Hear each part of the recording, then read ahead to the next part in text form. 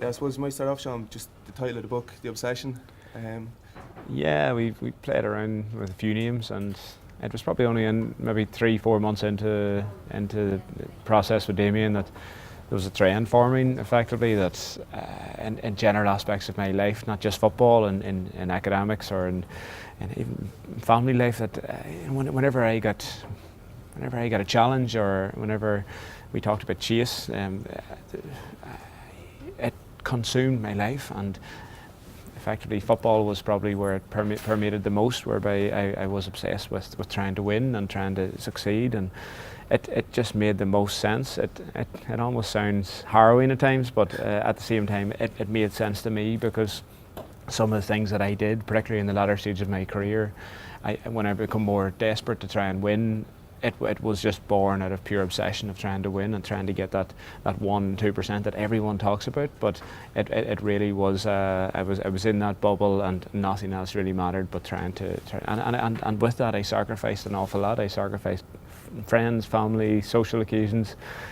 At times, I wonder whether it's all worth it. And it's only whenever you step out of it, you think whether it was. But obsession was the word anyway. yeah, it's probably a theme that runs through the book. You know, you're never satisfied. You're always kind of striving for the next thing. But like, when you look back now in your whole career, are you content with 3 All-Ireland medals? Are you happy with that?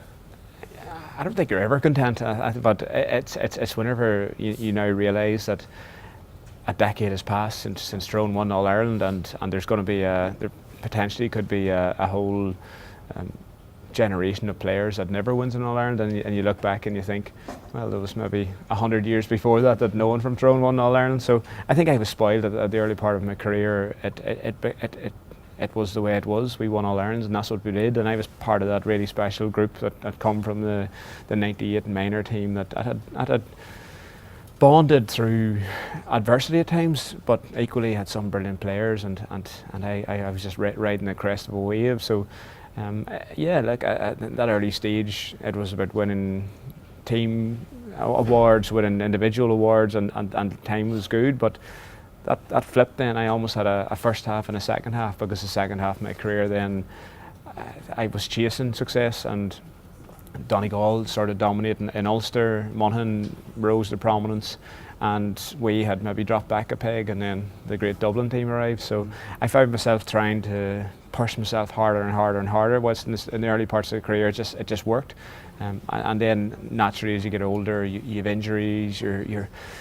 I was living on anti-inflammatories. You got to know your body, but the boundaries in which you pushed, they become extremist at times. Yeah.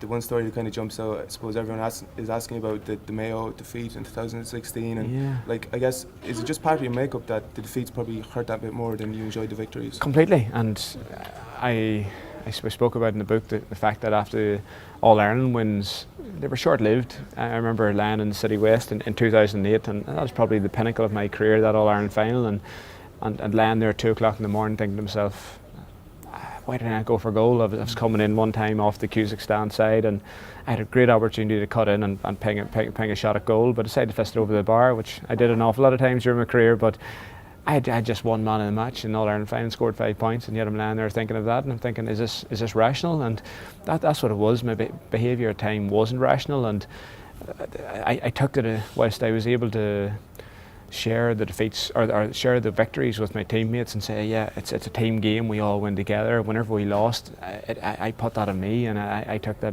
very personally, and none more so probably in that Mayo game, where I blame myself as captain. I blame myself that I got sent off. I got caught up in probably a personal battle with Lee Keegan, which he won, and I ended up being off the pitch for the last 20 minutes, and the fact that we lost by a point. And no disrespect to Tipperary, but we were playing Tipperary in the semi-final. If we had won, which probably would have led to a final, and in my mind, in the perfect world, that was the way in which I was going to sail off into the sunset in an All-Ireland final against the Dubs. Whatever way we did, I was happy to go, but because it didn't work out, it hit me hard, and I went into almost a state of shock and a numbness, and walking decided to be the way in which I thought I could clear my head. And it turned out then a number of hours later I was picked up by a taxi man and told I had no idea of time or anything. So I was still in control, and I would never do anything to hurt me or anyone else.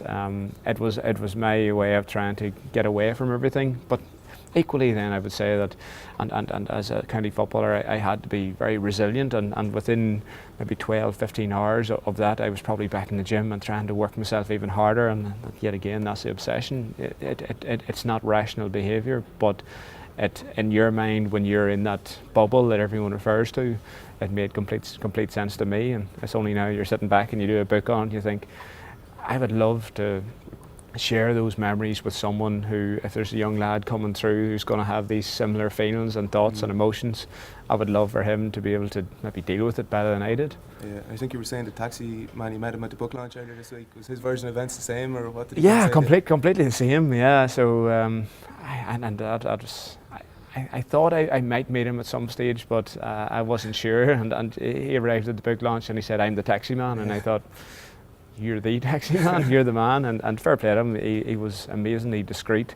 It probably would have been easy for him in the past few years to tell that story out, and he hadn't told anyone. He only lived a few miles in the road in Dungannon, and yeah, that night he said to me at the book launch, he says, "You weren't going to get in the car that night?" And I says, "No, I wasn't," because I remember he pulled up alongside me in a pair of shorts at whatever it was, 1:30 in the morning odd, and he said to me, "I'll jump in the car," and he's like, no, I'm only out for a walk here, I'm grand, thanks a million anyway. And he insisted, which I'm glad he did, in all fairness.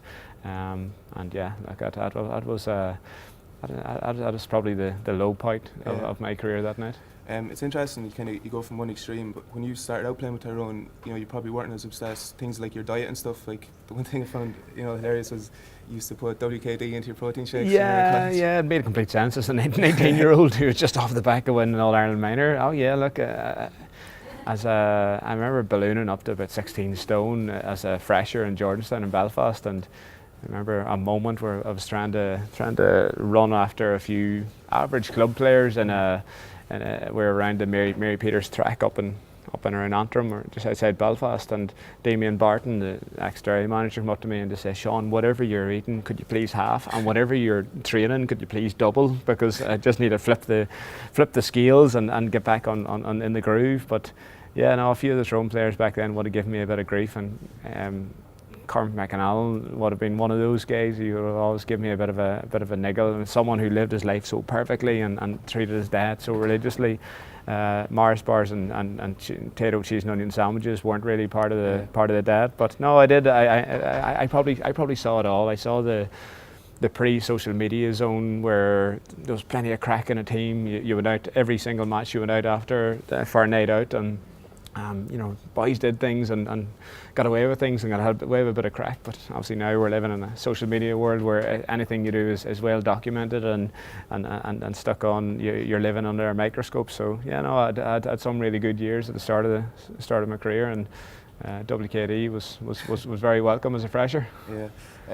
Just on one thing you kind of mentioned as well was you used to struggle sleeping before games and stuff. Yeah, People from the outside looking in would probably think, why would he, he's a great player, why would he, struggle to sleep? But did you ever kind of come to the bottom of that, why you actually were struggling with that? No, was it all through your career? Yeah, most of my career it was just one of those things. Even as a minor, I remember it happening to me. But and yet again, I'm sure there's loads of club players, county players out there that are similar to me, and I'm sure I'll get to meet some of them probably in coming months, because I've already had text messages flipped to me in the last few days of people saying that's exactly how I feel, because at times through my career I felt as if I was the only one on the planet that felt like this, that couldn't sleep before games, that took defeats harrowingly. And it was only then, probably a couple of years ago, I met AP McCoy and I was chatting to him up in Armagh City Hotel, and he started to say something very similar to me, and then I watched his documentary, that being AP, and it was brilliant to watch.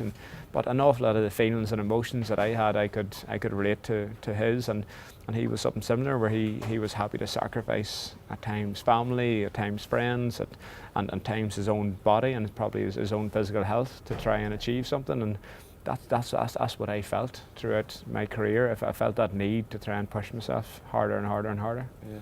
And basketball has obviously been a big influence on you, especially in your younger days. Is that where you kind of honed the famous shimmy? Oh yeah, completely. I used to play as a forward on the right hand side of the attack, And yeah, I always used to pretend I was going left and shimmy in to the left and then go and take a bounce on the right and go for the layup. So yeah, the Tyrone Towers have approached me recently about trying to get back in with them and play a bit now.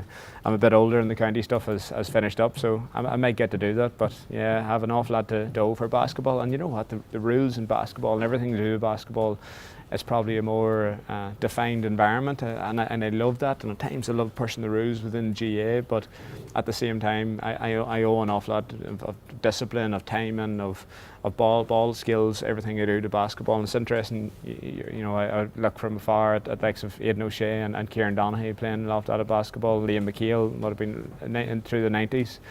And there's definitely an awful lot of skills you can transfer from that game to Gaelic football, and yeah, I owe it a lot. Yeah, football has obviously changed so much even since you started playing. Like, what if you were a youngster now coming up? What position do you think you play? Would you play any different one?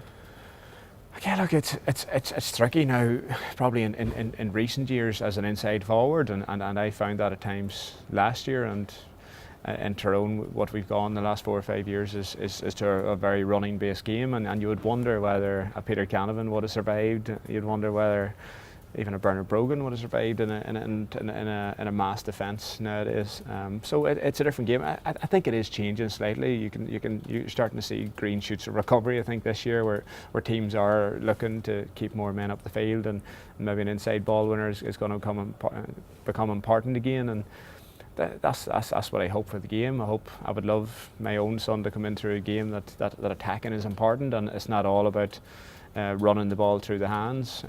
So look, that's maybe a traditionalist view, but at the same time, I think our game probably does need a few rule changes just to try and bring the important aspects back to play. Is there anything in particular you would do to improve the game? Well, again, I like the idea of a second referee, because some of the stuff that maybe goes on off the ball, it can frustrate particularly some of our top players and skillful players. And with international rules, we always had a second referee, and you knew the eyes were on you, so you couldn't overstep the mark, and that effectively gives good players the advantage then. And I always liked the idea of a backcourt rule in basketball.